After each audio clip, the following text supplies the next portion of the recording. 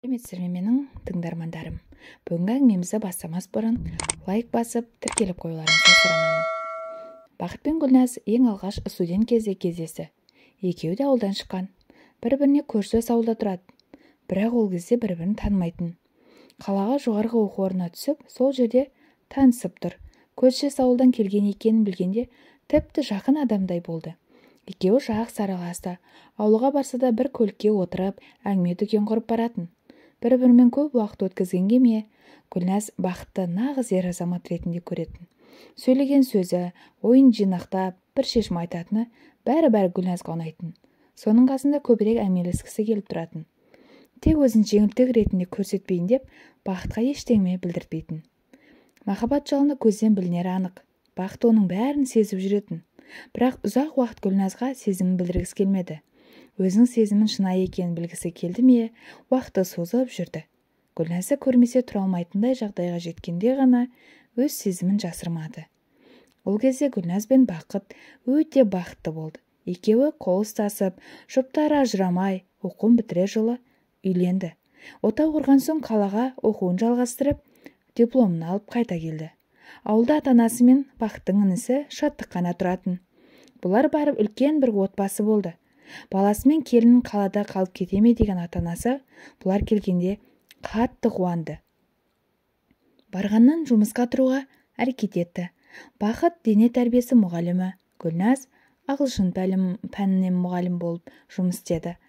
Араға 2 ай салып Гүлназ көтеріп, айы күніне жетіп, аман-есен шекесі торсықтай ұл босанып алды. Арасын ұзатпай тағы бір ұлды дүниеге әкелді. Бақыт бұрынғы жұмысында істеп жүр, бірақ айлығы тым аз. Бұрын өздері ғана кезде ештеңе ойламаушы еді. Қазір балалы болған соң балаларының болашағын ойлап жүр. Оның үстіне үйдің асыраушысы өзі. Ата-анасы бар, одан інісі Шаттықтың оқуы бар дегендей. Бұл айлық тым азық болып жатыр. Бір айлыққа қарап отыра берсе болмайды. Басқа жұмыс қарастырмасам деп жүрген жерінде жалақысы көптеу жұмыс іздей бастады. Бір күні ауылдың балалары қалаға құрылысқа барады дегенді естіп, мән-жайын сұрастырып көрді. Жалақысы әжептәуір, қазіргі жұмысының 3 айлығын қосқандағы ақшаны ол жақта 1 айдан табатынын білді. Қыс түскенше жұмыс жасап келейін. Ауылдың көмір суы бар, барлық ақшаға келіп тіреледі емес пе? Не керек сол жұмысқа барам деп шешті. Жұмысынан ақсыз демалысқа шығып, қалаға келді. Жұмыс өте ауыр. Бірақ ауылда қара жұмыспен өскен Бақыт үшін еш қиындығы болмады. 1 ай жұмыс жасап, алған айлығын үйіне алып келді. Тағы 1 ай барам деген кезде Гүлназ жібергісі келмеді. Бармай-ақ қойшы, жұмысыңа қайта түс. Бір мәнісі болар. Балалар әлі кішкентай, сен іздейді. Қасында болшы. Бұлар өскенше бар жағдайын жасаймыз. Мен де жұмысқа шығамын дейді. Оған қыстың қамын жазда ойла деп, қыстағы отын бар. Бір барып келейін, сосын келермін деп кетті. Бақыт күнделікті жұмысына кірісіп, өз қызметін атқарып жүр. Үйіне жеткенше асықты. Күнде ата-анасына, Гүлназға хабарласып қояды. Сағынып жүр ғой. Балалардың даусын естіп, өзіне күш-қуат алғандай болады. Қайтар күнді санап жүргендей. Міне бүгінде алдымен жарына хабарласып, енді жұмыс істей берсем болады дегендей күшті көңіл-күймен жұмысын бастап кетті. Әндетіп салынып жатқан үйдің 5-ші қабатына шықты. Құрылыс өз қарқынымен жүріп жатыр. Күнделікті үйреншікті тірлігі ғой. Бірақ бүгін өз қорғанышын тағуды ұмытып кетіпті. Қалай құрылыстың шетіне келгені белгісіз, басы айналып кетті ме 5-ші қабаттан ұшып түсті. Қасындағылар жүгіріп жедел жәрдем шақырғанмен бәрі тым кеш.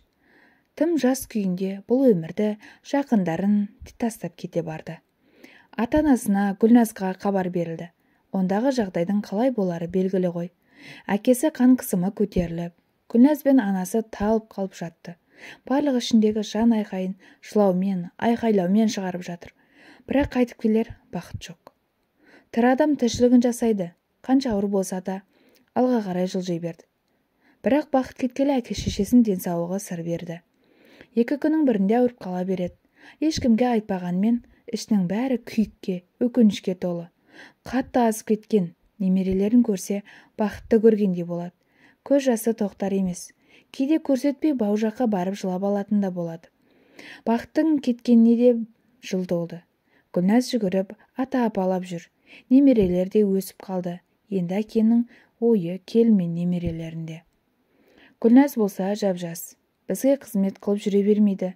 Өзінің бақытын тауып керек. Не істеймін енді? Гүлназға батамды беріп жіберсем бе екен?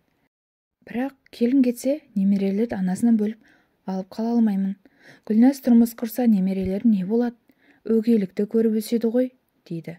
Қайтсем екен деп мың ойланып жүр. Жатса да, тұрса да ойлайтыны осы болды. Шешімді де тапқандай, бірақ сыртқа айтуға қорқақтап отыр. Бүгін Шаттық оқуынан 2 күндік демалысқа келу керек еді. Әкесі баласын күтіп далада жүр. Алыстан Шаттығын көріп қуанып кетті. Жалғыз баласының аман есендігін сұрап, ішке кірді. Қарап отырса, кеше кішкентай ғана ұлы Шаттық та үлкен жігіт болыпты. Гүлназ шай жасап жүгіріп жүр. Қайнысының келгеніне қуанып жүр. Әңгімесі жарасатын жеңгесіне қалжыңдарын айтып тиісіп қояды. Мұнысына ата-анасы қарап қуанып та отыр.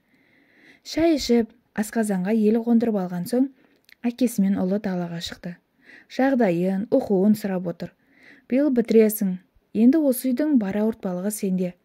Барлығын ұқыппен, сабырлықпен шешерсің. Менің саған айтарым бар, бір ұсынысым бар балам. Көптен бері айта алмай жүрмін. Бірақ саған айту менің парызым. Өзің дұрыс, не бұрыс екен шешерсің, деді. Әңгіме былай балам. Гүлназ жеңгең жас. Бұл үйде ұстап отыра алмаймыз. Өзінің теңін табу керек. Ағыңсыз осы үйде жүргеніне жыл болды. Жіберейін десем немерелерімді қимаймын. Гүлназ келінде алтын келін. Онда жібергім жоқ.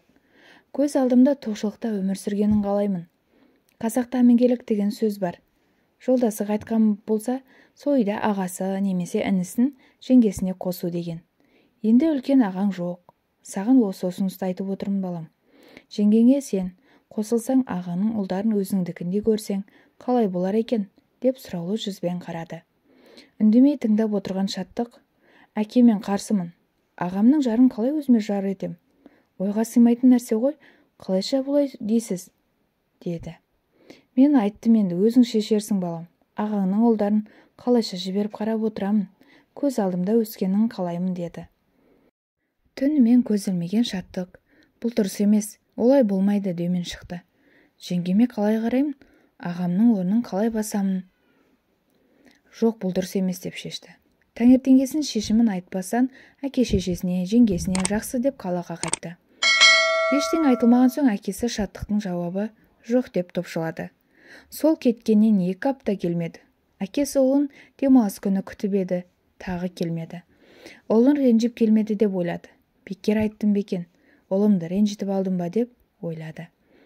Міне бүгінде демалыс күні, таңнан кешке дейін ұлының жолына қарайлап әкесі жүр. Жоқ, тағы келмеді. Енді уайымдай бастады. Бұл ісім жарамас. Таңертең қалаға жолға шығамын. Ұлыма барып, үйге қайт деп айтамын. Бір ұлымнан айырылдым. Енді екіншісінен тірде айырылғым келмейді.